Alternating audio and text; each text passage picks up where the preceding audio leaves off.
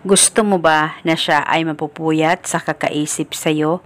Yung sobrang mababaliw siya sa kakaisip sa'yo, lalong-lalo na nag-away kayong dalawa at hanggang ngayon ay hindi pa rin kayo okay at hindi pa rin kayo nag-uusap. Kaya kung gusto mo, napakakaisipin ka niya at isa itong paraan para maging okay at maayos kayong dalawa ng partner mo ay mas mainam na gawin itong ritual na ituturo ko sa inyo. Ito ay napakasimple at napakadali lamang pong gawin at paniguradong ito ay napaka-epektibo as long as 100% ang paniniwala mo sa mga ganitong pamamaraan. Pwede mo ito gawin sa kahit na anong araw o oras na gusto mo, basta gawin ito bago ka matulog.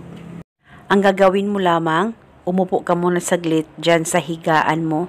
Pakaisipin mo ng mabuti ang target o ang taong mahal mo. Ipikit ang mga mata mo at dapat wala kang ibang iniisip kundi ang target o ang taong mahal mo. At pagkatapos ay sambitin mo lamang ng paulit-ulit ang kanyang pangalan at apelido ng 11 times. Dapat alam mo rin ang tunay na pangalan ng target nang sa ganon mapadali po ang talab nito. At wala na po kayong kailangan pang ibulong na spell, basta sambitin mo lamang ang pangalan at apelido niya ng paulit-ulit hanggang matapos mong sambitin ito ng 11 times. Basta ang ritual na ito ay pwede ito gawin sa mag-asawa, boyfriend o girlfriend o sa mga kamag-anak nyo na hindi na nagpaparamdam. Sa matagal na panahon ay pwedeng gawin ang ritual na ito. Basta dapat palagi kang positibo sa mga ganitong pamamaraan.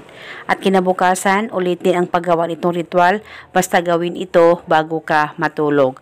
At kung sakaling okay na kayong dalawa ng mahal mo, o ng partner mo, o kahit na sinong ginawa nyo ng ritual, ay pwede mo nang ihinto. Basta kung nararamdaman nyo na okay na kayo. At eto muna sa ngayon, maraming salamat po sa panunood. May God bless us all.